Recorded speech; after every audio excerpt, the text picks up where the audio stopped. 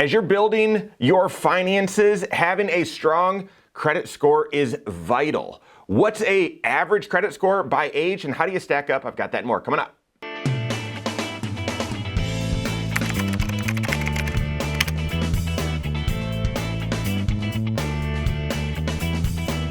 My name is Mike Bernardo, the host of the Wise Money Show. I'm also one of the certified financial planners right here at Korhorn Financial Group. Make sure you hit that subscribe button, turn on notifications, and smash that thumbs up button. What's your credit score?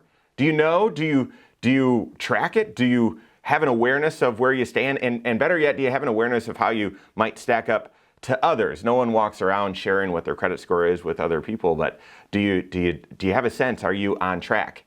Your credit is extremely important, especially as you're building your finances, okay? Credit, it's sort of like fire. When used responsibly early on with building your financial house, it can help you cook your food, it can heat your home. When used irresponsibly, credit can burn the whole thing down, right? It has that sort of power. So what is credit? Credit is your financial reputation. When you think of your credit score, it's your financial reputation. When you have a good reputation, when you've proved yourself responsible with managing and handling credit, things are easier. It's easier to get a loan. It's cheaper to get a loan. There's lower interest rates. There's lower fees. When you've got a sketchy history, when you've got a bad reputation, it's harder. It's harder to get a loan. You might not get it. You might get denied. There are higher fees. There's higher interest rate. And by the way, if you have no reputation, it's the same as a bad reputation. So no credit is the same as bad credit. You haven't built up that reputation. Therefore, things are a little bit more difficult and there's a little bit more cost to it. So you want to have a good credit score. So what is a good credit score? What goes into your credit score? And how do you stack up? Credit scores by age, where do you compare? Well, let's get into that first. What's made up of your credit score? What goes into it? There's really 5 factors that determine your credit score, and there's different weightings to these as well. The first is your payment history. Are you making payments consistently on time without fail? Again, going back to the idea of your credit being your reputation, if a payment is due on a certain date, how consistent are you at making that payment by that date? How trustworthy is your payment? So payment history, one of the factors, the one with the largest weight. Second factor is how much you owe. So when you look at all of the available credit you have, and then all of the credit that you have outstanding, what's that ratio? What's that utilization? If you have the ability to borrow up to $25,000, but you've only borrowed $5,000, then you are utilizing very little of your outstanding credit, and that actually shows that no, you're in good standing. You're not threatening. Your toes aren't on the line. So how much credit are you using? That's the second biggest contributor to your credit score. The third factor is the length of your credit history. That counts for 15%. The longer you have a reputation, the longer you've been using credit and can display responsibility, that has absolutely an impact on your credit score. Fourth is the credit mix. The ability to successfully manage multiple debts and different credit types tends to benefit your credit scores. That counts for just 10%. And then the final factor, the fifth factor, also counts for 10%, and that is new credit. That first sentence is a punchline here, that new debt raises the odds that you'll fall behind on old debts. Yeah, that can be true. So those are the 5 contributors to what goes into your credit score. So what's a good credit score? You can see here ranges from 300, never met someone with a 300 credit score, all the way up to 850.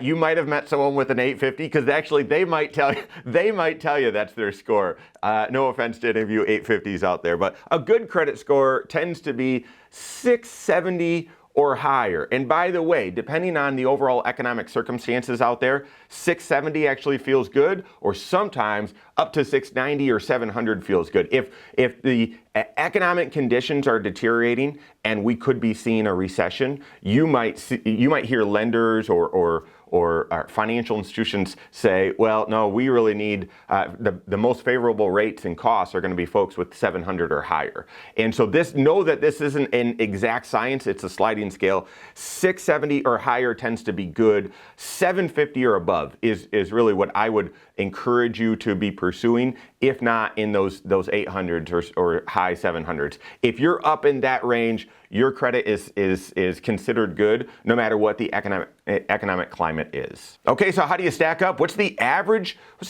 credit score by age or by generation? Saw this stat recently for 2023 and 2024. The numbers haven't changed that much, and I don't know what you were expecting. Oftentimes when there's hey, how do you stack up? It's how do you compare?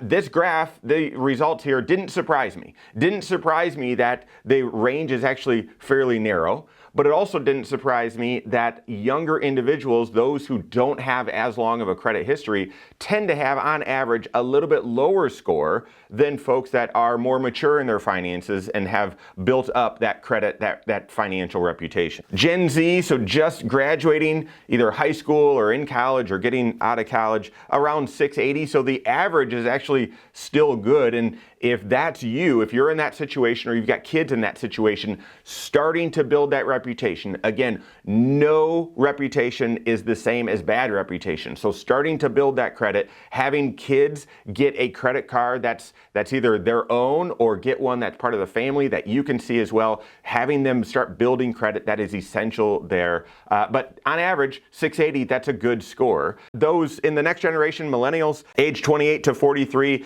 a little bit higher. Not all that surprising. That's still a relatively short history for your credit. But the other thing is, think about that stage of life. This is also when you're actually borrowing to buy a house, borrowing to buy vehicles. You are building your life, you're establishing your life as an adult. And at that time, you're likely using a lot of credit. So therefore, that utilization rate, new credit and utilization rate might be higher, and that can actually be a governor on your score and will over the long term help you build a great credit score, but could mean that that scores are a little bit lower. Gen X a little bit higher, the average is in the 700s, and then baby boomers, silent generation, in the mid 700s. Those of you baby boomers, I'm curious if you've frozen your credit. Leave a comment below. There's lots of reasons why you may want to do that. If you're debt free, you don't see yourself moving or getting a new loan, it might be responsible.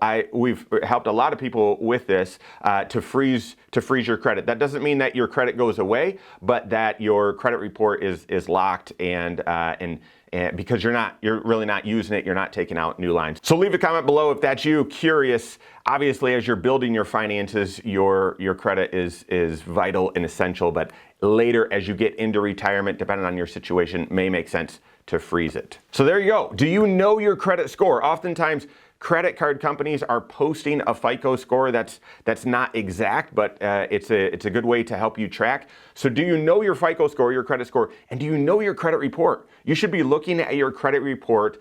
You can download these for free at least once a year to ensure that you have awareness of where you stand and that it is accurate, so that as you're building your financial house, you can do so by building a great reputation and having it easier and cheaper for you in using credit. So work with your certified financial planner on that. If you don't have a CFP on your team, you can contact one on my team. Find us online, Korhorn.com. That's Korhorn with K, wisemoneyshow.com. You can find us there as well, or give us a call, 574-247-5898. All right, there you have it. Go out and take your next wise step in your financial life.